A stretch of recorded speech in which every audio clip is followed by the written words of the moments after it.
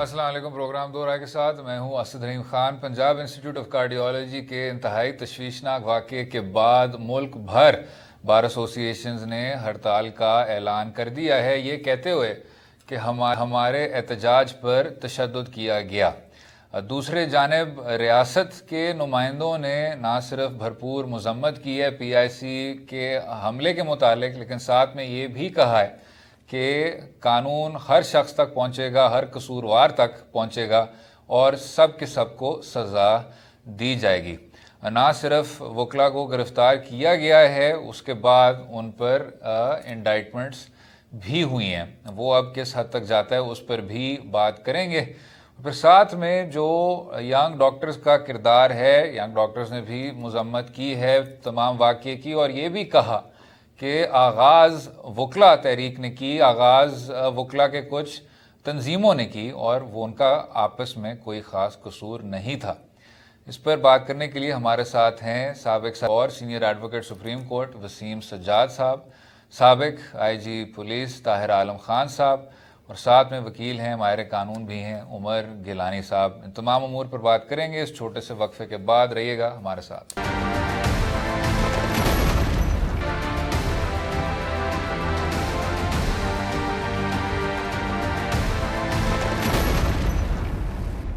Welcome back to दो राय। PIC पे जो हमला हुआ था उस पर बात कर रहे थे, और जो PIC में दिल के मरीज थे, पेशेंट्स थे जो जान बहक हुए, इतना बड़ा सानिया हुआ, उसके हवाले से बात कर रहे थे। वसीम सज्जाद साहब सर, आपसे आगाज़ करते हैं। जो ये तमाम वाक़या हुआ और फिर उसके बाद जो एक शॉक एंड ऑ का एक लहर दौरा पूरे मुल्क में, उसको आप किस तरह देखते हैं जनाब? और जो आपके बार एसोसिएशंस हैं, उसके बाद जो उन्होंने हड़ताल का ऐलान किया, क्या जो रास्ता है जनाब, जो राह इख्तियार करने वाली है, वो लीगल रिफॉर्म्स की है, बार एसोसिएशन के रेगुलेशंस के रिफॉर्म्स की है और तशद्दुद की मजम्मत करने की नहीं है? ये जी बहुत अफसोसनाक वाक़या है और मुझे ज़ाती तौर पे बहुत दुख हुआ है कि हमारे वकील भाई उन्होंने PIC पे हमला किया और उसकी वजह से कुछ लोग जाँ बहक भी हो गए, ज़ख्मी भी हुए और बहुत सारा माली नुकसान भी हुआ, जो कि हमारे सब का नुकसान है, पाकिस्तान का नुकसान है। तो ये इसलिए भी दुख हुआ है कि हमारे माशरे में एक वकील को बहुत कदर और इज़्ज़त की निगाह से देखा जाता है। ये कानून के अलमबरदार होते हैं, लोगों को हक़ दिलवाते हैं, लोगों के लिए अदालतों में मुकदमे लड़ते हैं, और इनकी जो एक सिंबलिज़म होती है एक वकील की, वो इंसाफ से उसका ताल्लुक़ होता है। तो ये जो वाक़या हुआ, एक और लिहाज से मैं कहूँगा कि हमारे जो रोल मॉडल हैं वो कायद आज़म थे। आपको याद होगा कि जब ये तहरीक चल रही थी आज़ादी की, तो ये जो कांग्रेस के लीडर थे वो जेलों में भी गए और वो अपने आप को समझते थे कि बड़ी हमारी कामयाबी है कि हमने जेल काटा है, लेकिन कायद आज़म ने हमें मुल्क दिलवाया, एक दफ़ा भी जेल में नहीं गए, इसलिए कि वो उनका यकीन था कि मैंने रूल ऑफ लॉ के मुताबिक चलना है, कानून के मुताबिक चलना है। और उन्होंने बावजूद सारे प्रेशर्स के कभी कानून की खिलाफ वर्जी नहीं की। तो ये हमारे सामने एक बहुत बड़ा रोल मॉडल कायद आज़म का है, तो इसलिए बहुत दुख हुआ है। और मेरे ख़्याल में कोई भी ऐसे शख्स नहीं होगा जो इसकी वजह से शर्मिंदा नहीं है, ये दुख नहीं है। और मेरे ख़्याल में इसके लिए एक बाकायदा कोई इंक्वायरी होनी चाहिए, और ख़ुसूसन मैं समझता हूँ कि सुप्रीम कोर्ट की लेवल पे भी ये देखना चाहिए, कोई कमीशन बनाए, कोई इंक्वायरी बनाए, सीनियर वकला को बिठाएं कि इसकी क्या वजूहत है, क्योंकि कुछ अरसे से इस किस्म के तशद्दुद के वाक़यात हो रहे हैं। तो ये क्या वजह है, इसको कैसे ख़त्म किया जा सकता है? तो लिहाजा मैं समझता हूँ कि इसको एक आइसोलेटेड इंसिडेंट के तौर पे नहीं देखना चाहिए। इसको ये जो पिछले चंद महीनों में इस किस्म के वाक़यात होते रहे हैं, इसको सामने रखते हुए को आइंदा के लिए बेहतरी के लिए कोशिश होनी चाहिए। बार एसोसिएशन को इसमें इन्वॉल्व करना चाहिए, और बार एसोसिएशन के नुक्ता नज़र लेके मेरे ख्याल में अदालतें जो हैं, सुप्रीम कोर्ट जो हैं, उनको सबको मिल बैठ के कोई इसका हल तलाश करना चाहिए। बिल्कुल ठीक। ताहिर आलम खान साहब, आपने सारी बात सुनी वसीम सज्जाद साहब की। कायद आज़म मोहम्मद अली जिन्ना की जो जदोजहद थी वो कानूनी थी। एक बार वो जेल नहीं गए, اور تحریک بھی ہمیشہ سے پرامن رہی. تو آج کی جو مثال ہے وہ آپ دیکھتے ہیں, اس کا قصوروار کون ہے, اور جو وسیم صاحب نے جس کا ذکر کیا اس کے وجوہات کیا ہیں, اور پھر میں ذرا عمر صاحب کی بھی رائے شامل کرنا چاہوں گا.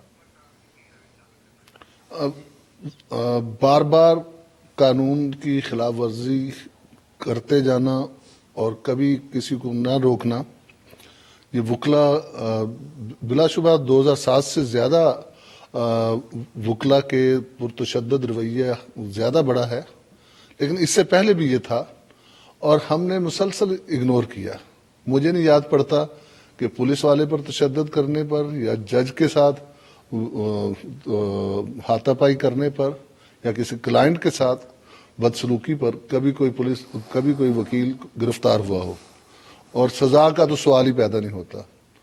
اور عموماً ہم دیکھتے ہیں کہ عدالتوں کا رویہ بھی کسی نہ کسی وجہ سے ان کے ساتھ وہ نہیں ہوتا جو عام ملزموں کے ساتھ ہوتا ہے. پچھلے دنوں ایک اے ایس آئی جو اپنی ڈیوٹی پر تھا, وکیل کے بھائی نے اس پر تشدد کیا. 780 کا مقدمہ درج ہوا. تو جب عدالت میں پیش ہوئے تو سیکٹری بار کے آگے, لاہور کی بات کر رہا ہوں, اور جج صاحب نے ہنستے ہوئے 780 اڑا دی اور جرم بے لیبل ہو گیا. تو یہ تمام ہی لوگ وکلا کے ہاتھوں یرغمال بن جاتے ہیں. اور سچی بات ہے کہ ہم بھی اپنے سبارڈینیٹس کو یہی سبق سکھاتے رہتے ہیں کہ یار ان سے متھا نہ لگانا. لیکن میرا خیال ہے کہ اب وہ وقت آ گیا ہے کہ ہمیں ثابت کرنا ہوگا کہ قانون سب کے لیے برابر ہے, ورنہ یہ سلسلہ بڑھتا چلا جائے گا. اور دیکھیں, یہ آپ ذرا یہ بھی غور کر لیں کہ اس قسم کے واقعات زیادہ تر کہاں ہیں. یہ پنجاب میں ہیں, اور وہ بھی زیادہ سینٹرل پنجاب میں. ہم دیکھتے ہیں سندھ کی بار یا کراچی بار, اس میں اس طرح کے واقعات ہمیں نہیں ملتے. ہمیں خیبر پختونخوا میں بھی اس طرح کے واقعات نہیں ملتے. تو ہمیں ان کو قانون کے دائرے کے اندر لانا ہوگا اور انہیں بتانا ہوگا کہ یہ قانون سے مبرہ نہیں ہے. اب اس کے بعد وہ جو ایک ہڑتال کا ایک ٹول ہے جو کہ جس کی وجہ سے ظاہر ہے کلائنٹس پریشان ہوں گے, تو وہ ٹول ہے, اس کو کس طرح کاؤنٹر کرنا ہے. ہمیں کوئی اسٹریٹجی وضع کرنی ہوگی کہ وکلا کی ہڑتال کے باوجود لوگوں کو انصاف ملتا رہے, مقدمات جو ہیں وہ التوا کا شکار نہ ہوں. اور ہمیں اس وقت ایک مصمم ارادہ کرنا ہوگا کہ اس برائی کو, اس رویے کو ہم ہمیشہ کے لیے ختم کر دیں. عمر گیلانی صاحب, آپ نے بہت زیادہ کام کیا ہوا ہے عدالتی اصلاحات پر, قانونی اصلاحات پر. اس تمام واقعے کو جناب کس طرح دیکھتے ہیں, اور آگے بڑھتے ہوئے وہ کیا ریفارمز کرنے چاہیے, چاہے وہ ان بار کے اداروں کے حوالے سے ہو, چاہے یہ جو ایک طرح کا رجحان بن چکا ہے کہ اس طرح کے انسیڈنٹس ہوں. یہ نہ تو پہلا انسیڈنٹ ہے, اور شاید اس کے بعد اور بھی اسی طرح کے تشویشناک واقعات دیکھنے کو ملے. حل کیا ہے جناب؟ اسد صاحب, اپنے پروگرام میں بلانے کا بہت شکریہ. میں شدید الفاظ میں اس حرکت کی مذمت کرنا چاہتا ہوں جو لاہور کے ان وکلاء نے کی. کسی ہسپتال پر حملہ کرنا تو دور, کسی ہسپتال میں کام کرنے والے ڈاکٹر کو دھمکیاں دینا بھی ایک وکیل کی جو پروفیشنل کوڈ آف ایتھکس ہے وہ اس کے خلاف ہے. اور یہ بات ہمارے محترم سینئر ہیں وسیم سجاد صاحب, انہوں نے یہ بات کہی کہ ہمارے سماج میں وکیل کو قدر اور عزت کی نگاہ سے دیکھا جاتا ہے. جس وقت انہوں نے پروفیشن جوائن کیا تھا اس وقت یہ بات شاید درست ہو, لیکن ہمیں آج اس بدقسمتی کا اعتراف کرنا چاہیے کہ آج ہمارے سماج میں وکیل کو عزت کی نگاہ سے نہیں دیکھا جاتا. اور میں آپ سے سچ بات کہہ رہا ہوں کہ آج صبح جب میں اٹھا اور میں اپنا یہ کالا کوٹ پہننے لگا تو مجھے جو ہے ایک تکلیف ہوئی, اور مجھے یہ محسوس ہوا کہ شاید یہ اس قابل ہی نہیں ہے کہ میں آج اس کو پہنوں. تو ہمارے سر ان حرکتوں کی وجہ سے سر سے جھک گئے ہیں جو ہمارے کچھ بھائیوں نے کیے ہیں. میں آپ کے پروگرام کی توسط سے اپنی بار کونسل کی قیادت سے یہ درخواست کرتا ہوں کہ جو وکلاء ان حرکتوں میں، جس کو اب وکلا گردی کا نام دیا جاتا ہے، جو وکلاء ان حرکتوں میں ملوث ہوتے ہیں ان کے خلاف ان کو قرار واقعی سزا دی جائے اور ان کے لائسنسز کو منسوخ کیا جائے، کیونکہ جب تک بار کونسلز فعال طریقے سے ایسے عناصر کا صفایا نہیں کریں گے تو اس سے ہم تمام وکلاء کی عزت پر حرف آئے گا۔ ٹھیک، بالکل ٹھیک۔ وسیم سجاد صاحب، ماضی میں چیف جسٹس آف پاکستان نے نوٹس لیا ہوا ہے، سابق چیف جسٹس آف پاکستان نے نوٹس لیا ہوا ہے کہ جو آپ کی بار ایسوسیشنز ہیں وہ کس طرح ریگولیٹ کرتی ہیں، اور ساتھ میں جناب جو chief justice Lahore high court کے ساتھ بھی ایک سلسلہ چلتا رہا جس میں بار بار کوشش کی گئی کہ بار ایسوسیشنز از خود ڈسپلن انفورس کریں اور پھر اس کے بعد عدالت کے ذریعے ڈسپلن ان پر انفورس کیا جائے، لیکن اس کے بعد بھی عدالت عظمیٰ تک جب معاملہ پہنچا تو وہ بات ختم ہو گئی، اور جو بار کے لیڈران بھی تھے ان کو بھی کہا گیا کہ اب آپ اس بات کو چھوڑ دیں، اور جو سارا ایشو بھی تھا سر اس کو پھر آپ نے بیک برنر پہ ڈال دیا۔ تو کیا جس طرح آپ نے ابھی جوڈیشل انکوائری کا بھی ذکر کیا ہے، عدالت کو زیادہ اس حوالے سے پرو ایکٹیو ہونا چاہیے؟ میرے خیال میں جی جو ماضی میں جس طرح کے واقعات ہوئے ہیں اور عدالت نے نوٹس لیا، انہوں نے ایک انسیڈنٹ کا نوٹس لیا، جس طرح کہ بھی یہ پی آئی سی میں واقعہ ہو گیا، اس انسیڈنٹ کا نوٹس لیا جائے، کوشش کی جائے کہ یہ معاملے کو رفع دفع کیا جائے، اس قسم کا اپروچ تھا۔ میرے خیال میں اس کو ایک واقعہ نہیں لینا چاہیے، اس کو ایک ٹرینڈ ہے، ایک جو سچویشن ڈیولپ ہو رہی ہے، جو کچھ سالوں سے ہم دیکھ رہے ہیں کہ تشدد کے واقعات بڑھ رہے ہیں، عدالتوں پہ بھی اس قسم کے حملے ہوئے ہیں اور اس قسم کے واقعات ہو رہے ہیں، تو اس کو ذرا براڈلی دیکھنا چاہیے کہ کیا وجوہات ہیں۔ یہ نہیں کہ یہ پی آئی سی کا مسئلہ ہے، اس کو حل کر لیا جائے گا تو ٹھیک ہے، وقتی طور پہ تو حل ہو جائے، لیکن دوبارہ بھی ہو سکتا ہے۔ لہذا میں سمجھتا ہوں کہ یہ چونکہ تسلسل سے یہ ہو رہے ہیں، اس کے لیے سپریم کورٹ کو ضرور انٹرسٹ لینا چاہیے، بار ایسوسیشنز کو انوالو کرنا چاہیے، ان کی تجاویز لینی چاہیے، اور اس وقت جو قوانین ہیں وکیلوں کے لیے وہ دو قسم کے قانون ہیں۔ ایک تو ان کا اپنا پروفیشنل جو کوڈ ہوتا ہے جو بار ایسوسیشن انفورس کرتی ہیں وہ موجود ہے، دوسرا فوجداری قانون موجود ہے۔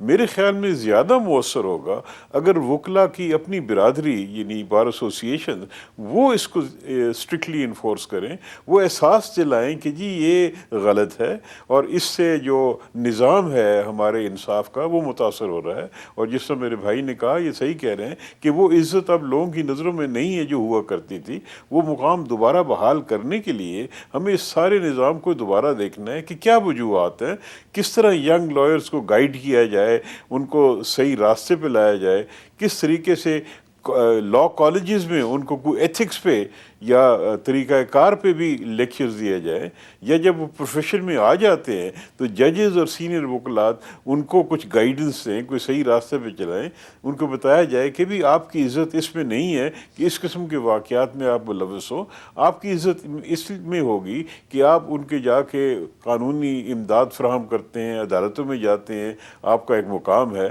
اور ہماری جو تاریخ ہے انڈیپینڈنسی، آپ دیکھیں گے کہ بہت سارے جو سینئر لیڈر تھے کانگریس میں بھی اور مسلم لیگ میں بھی جنہوں نے ہمیں آزادی دلوائی، وہ تمام وکلا تھے۔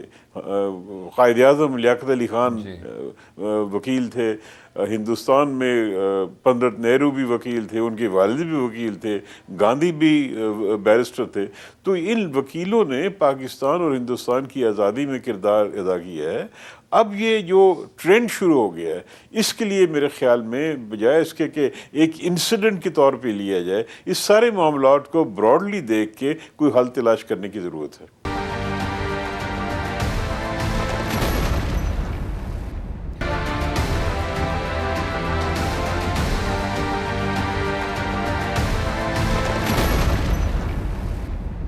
طاہر عالم خان صاحب، اسی نقطے پہ جناب کہ حل تلاش کیا جائے، جو کلپس ہیں وہ آپ نے دیکھ لیے ہیں، پولیس بہت زیادہ تعداد میں وہاں موجود تھی، لیکن اس موجودگی کے باوجود نہ صرف گھراؤ ہو گیا پی آئی سی کا، اس کے بعد آپ نے گیٹس کو بھی بریچ کیا، اور پھر اس کے اندر جناب اب یہ دل کے مریض ہیں وہاں اگر ایک بہت آپ شور کو بھی سن لیں, اس طرح کی کوئی دشوار قسم کے حالات و واقعات محسوس کرنا شروع ہو جائیں تو آپ کی صحت کے لیے کتنی زیادہ یہ چیز نقصان دہ ہو سکتی ہے. تو سر جو پولیس کا کس کا کردار ہے اور پولیس کا کہ آپ سب کو محفوظ رکھیں, ایک کمانڈ اینڈ کنٹرول والا ایک سٹرکچر ہونا چاہیے, لوگوں کو بتانا چاہیے کہ آپ اب اس دائرے سے نہیں باہر جا سکتے, وہ کیوں نہیں تھا وہاں؟ بلا شبہ آپ نے صحیح کہا کہ اس واقعے میں پولیس پر بھی کئی سوالیہ نشانات اٹھتے ہیں, اور پولیس نے میں سمجھتا ہوں اس موقع پر ذمہ داری کا مظاہرہ نہیں کیا. خاص طور پر چلیں رستے میں روکتے تو ہو سکتا ہے ان کے ذہن میں پولیس کے یہ ہو کہ انہوں نے ادھر جا کے مظاہرہ ہی کرنا ہے تو اس لیے نہیں روکا, لیکن کم از کم پی آئی سی کے ارد گرد پولیس کو اس طرح سے ڈیوٹی کرنی چاہیے تھی کہ انہیں یہ جرت نہ ہوتی کہ نقصان پہنچاتے یا اندر داخل ہوتے. اس میں سمجھتا ہوں کہ پولیس کے ذہن میں برسہ برس سے ایک بات بیٹھ گئی ہے کہ وکلا پر ہاتھ نہیں لگانا, وکیلوں پر اگر ہاتھ لگایا تو اس کا خمیازہ بھگتنا پڑے گا, اور اس میں پھر عدالت میں بھی ہم نے جانا ہے, ملزموں کو لے کے بھی ہم نے جانا ہے, ریکارڈ بھی عدالت میں پیش کرنا ہے. تو جب پولیس والے پھر جائیں گے تو وکلا اکٹھے ہو کے ان پر تشدد کریں گے, اور پھر ہم زیادہ سے زیادہ مقدمہ درج کر بھی لیں گے تو اس میں بھی کچھ نہیں بننا. تو یہ ایک جو پولیس میں سوچ بیٹھ چکی ہے, اس نے میرا خیال ہے کہ پولیس کو اس وقت کچھ نہیں کرنے دیا. اور لیکن ایسا ہونا نہیں چاہیے, پولیس کی یہ فرائض میں شامل ہے کہ وہ ہر صورت میں لوگوں کی جان مال کی حفاظت کرے. بار ایسوسی ایشنز کی بات ہوئی ہے, دیکھیں میں یہ سمجھتا ہوں کہ بار ایسوسی ایشنز ہی اصل وجہ ہے فساد کی. الیکشن جیتنے کے لیے وہ اس قسم کے جتنے ان کے احتجاج ہیں وہ غلط قسم کے ان کے کاموں میں بھی ساتھ دیتے ہیں, اور اس کے پیچھے ہے پیسہ. کیونکہ جو بھی چاہے وہ ڈسٹرکٹ کا بار کا صدر ہو یا صوبائی بار کا صدر ہو, وہ صدر سیکٹری بنتا ہی اس لیے ہے کہ جب میں بنوں گا تو میری نیوسنس ویلیو بڑھے گی اور مجھے بے شمار کیس ملیں گے اور میری فیس ایک دم کئی گنا بڑھ جائے گی. اور اسی لیے آپ نے دیکھا کہ ہر سال ہی الیکشن ہوتے ہیں کہ ہر ایک نے کھا لیا, اب دوسرے کو بھی کھانے دو, دوسرے کی بھی باری آئے. تو میرا خیال ہے کہ ہمیں یہ بار ایسوسی ایشن کے جو الیکشنز ہیں ان پر بھی غور کرنا ہوگا. اگر ہم طلبہ یونین پر پابندی لگاتے ہیں کہ انہیں یونین بنانے کی ضرورت نہیں ہے, اسی طرح ہمیں ان کی بھی جو بار ایسوسی ایشنز ہے اس کے متعلق کچھ رولز ریگولیشن لانے ہوں گے. ججز کا کام ہے بیسیکلی کہ وہ ان کو روکیں, یا جج بھی جو ہیں وہ لائسنس کینسل کر سکتے ہیں, لیکن چونکہ ججز بھی ہمارے یہاں ایسے ہیں کہ جن کی اپنی شخصیت کے اوپر ایسے نشانات ہیں کہ وکلا اس سے فائدہ اٹھاتے ہیں اور پھر ان کے آگے بدتمیزی کرتے ہیں اور وہ اپنی کمزوریوں کی وجہ سے خاموش رہتے ہیں. میں نے اپنی سروس میں ذرا سی حرکتوں پر, بلکہ ہر پولیس افسر بے شمار پولیس والوں کو سزا دیتا ہے. مجھے بتا دیں کہ کسی بار نے کبھی کسی کو سزا دی ہو. لائسنس اگر کسی کا معطل ہوا بھی ہے, ایون ہائی کورٹ یا سپریم کورٹ نے بھی معطل کیا ہے, تو وہ چند ماہ کے لیے ہوا ہے اور اس کے بعد پھر بحال ہو گیا. تو میں تو یہی کہوں گا کہ ہمیں یہ نہ بار ایسوسی ایشن کے قانون میں تبدیلی لانے سے کوئی فائدہ ہوگا. ہمیں جو فوجداری قانون ہے اس کے مطابق ہر ایک اس پر عمل درآمد کو یقینی بنانا ہوگا. اگر میں کوئی جرم کروں اور تو مجھے اس کی سزا بھگتنی پڑتی ہے, تو یہ اگر جرم کرتے ہیں تو انہیں بھی اس کی سزا بھگتنے پر دینی ہوگی ہمیں, تبھی ہم یہ نظام درست کر سکیں گے. عمر گیلانی صاحب, کچھ وکیلوں کا بھی یہی کہنا ہے کہ آپ ان اداروں میں کوئی نان لائر اراکین رکھیں اور پھر اس کے بعد آپ اسی طرح کی ایک وسیع پالیسی بنا سکتے ہیں جو کہ نہ صرف ریگولیشن سے تعلق رکھتی ہوگی لیکن اس کا ایک مستقبل بھی آپ طے کر سکیں گے. ایک بصیرت ہوگی کہ آپ نے اب جو لیگل فریٹرنیٹی ہے اس کو آگے کس طرح لے کے چل رہے ہیں. کیا کہتے ہیں جناب؟ جی اسد صاحب، دیکھیں یہ بات واضح رہنی چاہیے کہ ہم ان چند عناصر کی شدید مذمت کرتے ہیں جو جرائم میں مرتکب ہوتے ہیں، لیکن اس ملک کے وکلاء کی بڑی اکثریت اچھے اور محنت کرنے والے وکلاء پر مبنی ہے. تو پھر یہ کیا وجہ ہے کہ ہماری جو برادری کی قیادت ہے وہ ایسے لوگوں کے ہاتھ میں چلی جاتی ہے جو نہ با اخلاق ہیں اور نہ لیاقت یا محنت کے کسی پیمانے پر پورے اترتے ہیں. تو یہ سوال اٹھتا ہے، اس کا جواب اس ایکٹ میں ہے جو پارلیمنٹ نے 1973 میں پاس کیا، یعنی legal practitioners act. Legal practitioners act 1973 نے بار ایسوسیشنز اور بار کاؤنسلز دونوں کو ایک جیسا بنا دیا. یعنی بار ایسوسیشن جو ہماری ٹریڈ یونین ہے، جو ہماری آواز بلند کرنے کے لیے ہم اس کو منتخب کرتے ہیں، بار کاؤنسل بھی ایگزیکٹلی اسی طریقے سے الیکٹ ہوتی ہے. یونیورسل فرینچائز کا پرنسپل ہے. تو جب تک ان بار کاؤنسل اور بار ایسوسیشنز کا جو نظام ہے، اسٹرکچر ہے، اس کو ایک دوسرے سے علیحدہ نہیں کیا جائے گا تب تک یہ مسئلہ حل نہیں ہو سکتا. بار کاؤنسل ہماری ریگولیٹری باڈی ہے جو پارلیمان نے تشکیل دی ہے. یہ ریگولیٹری باڈی پچھلے 40 سال میں ناکام ہو چکی ہے. اس لیے پارلیمان کو یہ سوچنا چاہیے کہ اگر وکلاء کے اندر احتساب کی روش کو فروغ دینا ہے تو ہم کیسے اس نظام کو تبدیل کریں. اور جو بات آپ کہہ رہے ہیں وہ درست ہے کہ دنیا بھر میں جہاں وکلاء کا مؤثر انداز میں احتساب ہوتا ہے، وہاں بار کاؤنسلز یا وکلاء کے ریگولیٹرز صرف وکلاء کے منتخب نمائندوں پر مشتمل نہیں ہوتے، بلکہ اس کے اندر عوام کے منتخب نمائندے بھی بیٹھتے ہیں.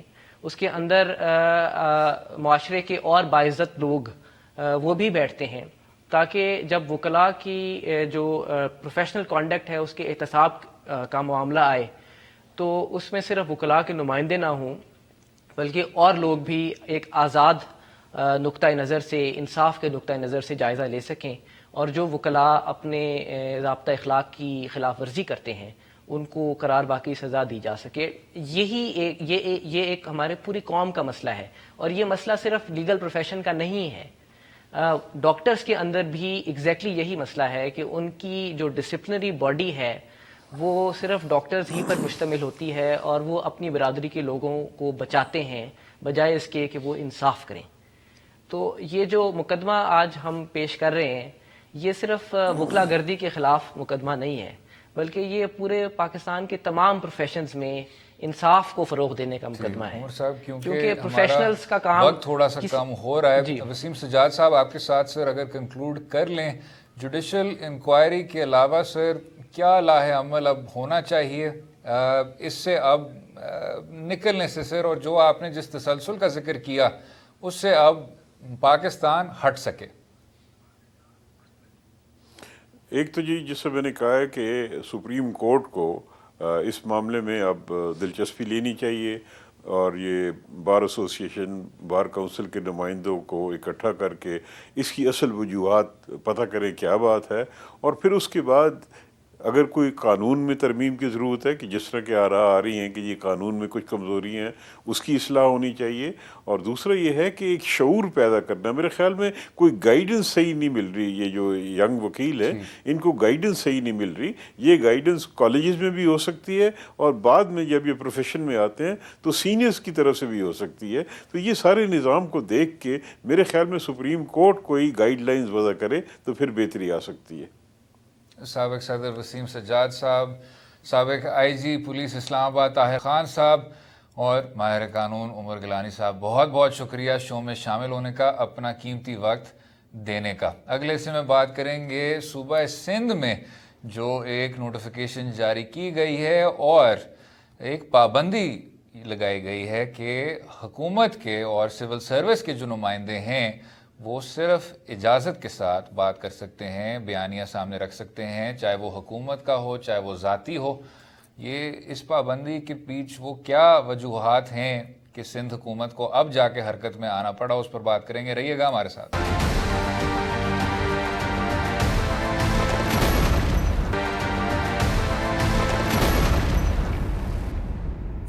ویلکم بیک ٹو دورہ. بات کریں گے سندھ حکومت کی اس نوٹیفیکیشن کی جس میں سول سرونٹس پر یہ پابندی لگائی گئی ہے کہ اگر انہوں نے کوئی بات کرنی ہے ٹی وی پہ تو پھر کمپیٹنٹ اتھارٹی سے اجازت لیں.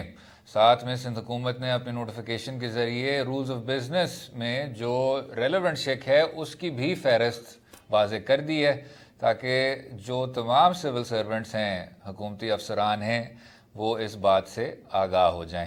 ہمارے ساتھ اس پر بات کرنے کے لیے نیوز کے اپنے سینئر صحافی ہیں، بیورو چیف ہیں، افتخار شرازی صاحب ہیں. شرازی صاحب، یہ بتائیے گا جناب کہ اس نوٹیفیکیشن کے وجوہات کیا ہیں اور وجوہات کے بعد جناب مقصد کیا ہے؟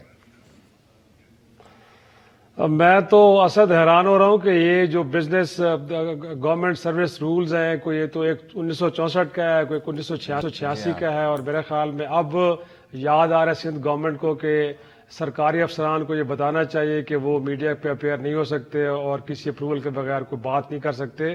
میرے خیال میں سندھ کے اندر بہت سارے معاملات پولیس کے ذریعے اور ڈپٹی کمشنرز کے ذریعے پٹواریوں چلائے جاتے ہیں میرے خیال میں، اور یہی وجہ ہے کہ جب کوئی کسی ادارے کا سربراہ اپنی اتھارٹی اسٹیبلش کرنا چاہتا ہے، وہاں پہ وہ اپنی ایک ٹیم بنانا چاہتا ہے، یا وہ پھر یہ ہے کہ جو سندھ گورنمنٹ ہے ان کے جو ڈائریکشنز ہیں، ان کی کچھ سفارشات ہیں، ان کو اگنور کرتا ہے یا ان کو نہیں مانتا، تو میرے خیال میں تب یہ پھر باتیں جو ہے وہ ان کو یاد آتی ہیں اور پھر سروس رولز کا حوالہ دیا جاتا ہے اور ایسے لوگوں کو منع کیا جاتا ہے کہ اگر وہ ان کی بات نہیں ماننا چاہتے تو پھر بہتر یہ کہ خاموش رہیں، کم از کم میڈیا پہ جا کے وہ سندھ گورنمنٹ کو یا ان کے جو انٹینشنز اس کو ایکسپوز نہ کریں. اور آپ نے ماضی میں بھی دیکھا ہوگا، کسی زمانے میں راؤ انوار صاحب ایک ایس پی تھے، اس وقت انہوں نے لمبی چوڑی تقریر کی تھی، یاد ہے آپ کو ایک جماعت کو لے کے تو انہوں نے پتہ نہیں کیا کچھ بتایا تھا کہ وہ کیا کر رہی ہے. اس وقت تو سندھ گورنمنٹ، یہی پیپلز پارٹی گورنمنٹ وہاں پہ تھی، اس وقت ان کو یہ سروس رولز یاد نہیں تھے کہ ایک ایس ایس پی یا ایس پی بیٹھ کے کیسے اتنی لمبی چوڑی پریس کانفرنس کر سکتا ہے. اس کے بعد آپ نے دیکھا کہ اے ڈی خواجہ صاحب جو آئی جی تھے وہاں پہ، وہ بھی شاید ان کی کچھ باتیں نہیں مان رہے تھے اور اپنی ایک ٹیم بنا کے کچھ ڈیلیور کرنا چاہ رہے تھے.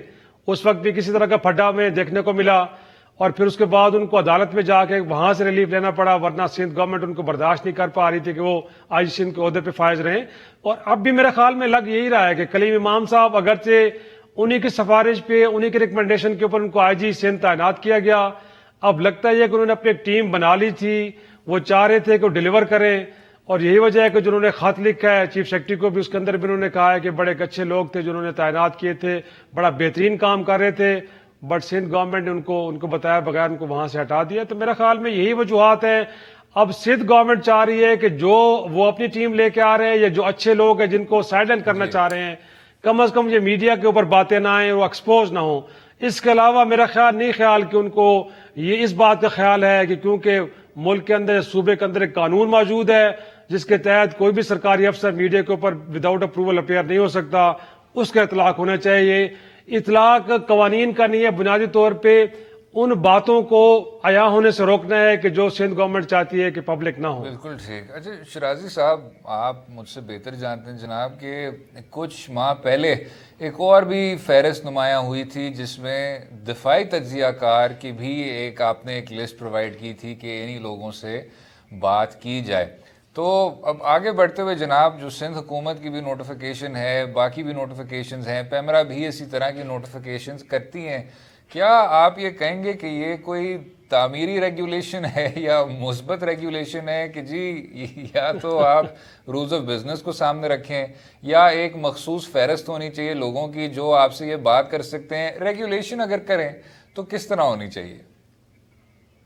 میرا خیال میں چیزوں کو میرٹ پہ ایڈریس ہونا چاہیے. اصل اب یہ آپ اگر میڈیا کو ڈائریکشنز دیں کہ آپ نے کس سے بات کرنی ہے اور کس سے بات نہیں کرنی، تو میں سمجھتا ہوں کہ جس سے بھی آپ کہیں گے وہ اس کو میڈیا مینجمنٹ کہیں گے، اس کو فریڈم آف ایکسپریشن کو لے کے کہیں آپ چیزوں کو کرٹیل کرنے کی کوشش کریں، اس عمرے میں تو ضرور لیا جائے گا، لیکن ایسا ہرگز نہیں ہے کہ آپ کہیں گے کہ آپ کو چیزوں کو میرٹ پہ ایڈریس کر رہے ہیں. اس سے پہلے بہت سارے لوگ تھے جو دفاع کے اوپر بھی بات کرتے تھے، وہ سیاست کے اوپر بھی بات کرتے تھے، وہ فارن افیئرس کے اوپر بھی بات کرتے تھے، کبھی کوئی قدغن نہیں تھی. لیکن جہاں آپ کو لگتا ہے کہ چیزیں آپ کی فیور میں نہیں جا رہی یا آپ کو لگتا ہے کہ آپ کو क्रिटिसाइज किया जा रहा है اور آپ کے لیے سپیس کم ہوتی جا رہی ہے, وہاں آپ کو لگتا ہے کہ اب آپ کو میڈیا کو بتانا چاہیے کہ آپ جن لوگوں کے ساتھ پچھلے 10 سالوں سے 15 سال سے گفتگو کر رہے تھے, بات کر رہے تھے, ان کو ایز اے ڈیفینس انالسٹ لے رہے تھے یا ان کو پولیٹیکل انالسٹ کے طور پہ لے رہے تھے, شاید آپ کی جو سلیکشن تھی وہ ٹھیک نہیں تھی. میں آج تک اس طریقے سے آپ اپنے بارے میں جو فیئر کرٹیسزم ہے اس کو آپ روک پائیں گے. بہتر یہ ہے کہ ہر ادارہ وہ ادارہ ہے جو وہ گورنمنٹ ہے, اپنی پرفارمنس پہ فوکس کرے اور جو ان کو مینڈیٹ ملا ہے اور جو ان کا ایک ایریا ہے جس کے اندر انہیں پرفارم کرنا ہے, اگر اس پہ فوکس کریں گے تو زیادہ بہتر ہوگا. میڈیا مینجمنٹ کے ذریعے آپ اپنا تو اچھا ثابت کر سکتے ہیں اور نہ ہی آپ اپنی واہ واہ کروا سکتے ہیں. واہ واہ کروانے کا بہتر طریقہ پرفارمنس یہ ہے اسد, اگر وہ آپ کریں گے تو زیادہ بہتر ہے. اگر آپ میڈیا ٹریبیونلز بنائیں گے, وہ تجویز بھی آپ کے سامنے آئی تھی, اگرچہ آپ نے اس کے بعد دیکھا ہے کہ میڈیا نے بڑا اسٹرانگلی ریئیکٹ کیا ہے, آپ پیچھے ہٹ گئے. تو میرے خیال میں یہ کوئی طریقہ نہیں ہے دنیا میں کہ آپ فریڈم آف ایکسپریشن کو ایک طرح سے اس کے اوپر آپ قدغن لگائیں, یا یہ ہے کہ آپ میڈیا مینجمنٹ کے تھرو اپنے آپ کو بہتر ثابت کریں, یہ کوئی طریقہ نہیں ہے. اور مختصراً سے ہمارے پاس 1 ہی منٹ رہ گیا ہے. پاکستان تحریک انصاف کی حکومت جس کے نمائندے بار بار کہتے ہیں کہ میڈیا نے ہمیں بے تحاشا فائدہ پہنچایا, ہمارے کیمپینز کو اتنی زیادہ ان کی کوریج کی, اب جناب جو آزادی اظہار رائے پر پابندیاں لگ رہی ہیں اس حوالے سے جناب کیا حکومت وقت یہ بات نہیں سمجھ سکتی کہ آپ ایک پورے ادارے کو, میڈیا کو اس طرح ایلینیٹ کیے جا رہے ہیں؟ میرا خیال میں اس بات کا انہیں ادراک کافی حد تک ہے اور اس حقیقت کو سمجھتے بھی ہیں کہ ان کے دور کے اندر جو میڈیا کا حال ہوا ہے وہ بہتر جانتے ہیں, انہیں اس بات کا ادراک ہے. لیکن اگین یہ ہے کہ اس کے بعد اگر وہ سچویشن میں بہتری کے لیے کچھ نہیں کرتے تو میرا خیال میں یہ 5 سال کی ٹرم گزر جائے گی اور اس کے بعد ایک اور الیکشن بھی ہونے ہیں, تو اس وقت ان کو پتہ چلے گا کہ میڈیا کا ان کے بارے میں رویہ کیا ہے, اور جو کہ میرا خیال میں بڑا جینون ہوگا. ایسا نہیں ہے کہ ہم کو ریئیکشن میں ایسا کچھ کریں گے. میرا خیال میں اس دور کے اندر جس طرح آپ کہہ رہے ہیں کہ آزادی اظہار کے اوپر ایک طرح سے قدغن لگائی جا رہی ہے یا پھر یہ ہے کہ میڈیا مینجمنٹ کی کوشش کی جا رہی ہے, اگر کسی اور بھی ادارے کی طرف سے یا کسی اور انسٹیٹیوشن کی طرف سے کچھ ہو رہا ہے تو میرا خیال میں حکومت وقت کی ذمہ داری بنتی ہے کہ اس قسم کی کسی بھی منفی کوشش کو روکا جائے, اور ایسا ہرگز نہیں ہونا چاہیے. حالت تو اسد یہ ہے کہ آپ نے ایکسیس ٹو انفارمیشن ایک ایکٹ آپ کے پی کے اندر لے کے آئے تھے پچھلے دور حکومت میں, اور آپ نے بڑی ایک چیز کے اوپر واہ واہ کی تھی کہ ہم نے سب سے پہلے کر دیا. لیکن حالت اس وقت یہ ہے کہ وہاں پہ جو انفارمیشن کمشنر ہے پچھلے 6 ماہ سے وہاں اس کی پوسٹ خالی پڑی ہے. گویا کہ جو ایک ادارہ ہے جس نے کمپلینٹ عوام کی سننی ہے وہ ڈس فنکشنل ہو چکا ہے. مرکز اندر حال یہ ہے کہ میری آج انفارمیشن کمشنر سے بات ہوئی ہے, انہوں نے کہا جی ہمیں ایک کمرہ دیا گیا ہے پی اے ڈی کے اندر, فنڈز ایک ساتھ باہر ریلیز کیے گئے ہیں, نہ ان کے پاس کوئی سٹاف ہے جو کام کر سکے. تو کہنے کو تو آپ کہہ رہے ہیں کہ آپ چاہ رہے ہیں کہ لوگوں کو اکاؤنٹیبلٹی کے حوالے سے لے کے ایکسیس ٹو انفارمیشن ہو, بٹ پریکٹیکلی آپ چیزوں کو ویسا نہیں کریں جیسا کرنا چاہیے. افتخار شرازی صاحب بہت بہت شکریہ میں شامل ہونے کا, وقت اپنا دینے کا. امید ہے آپ کو آج کا پروگرام پسند آیا ہوگا. اپنی رائے سے بھی ہمیں آگاہ کیجیے سوشل میڈیا کے ذریعے, اور اجازت دیں کل تک. خدا حافظ.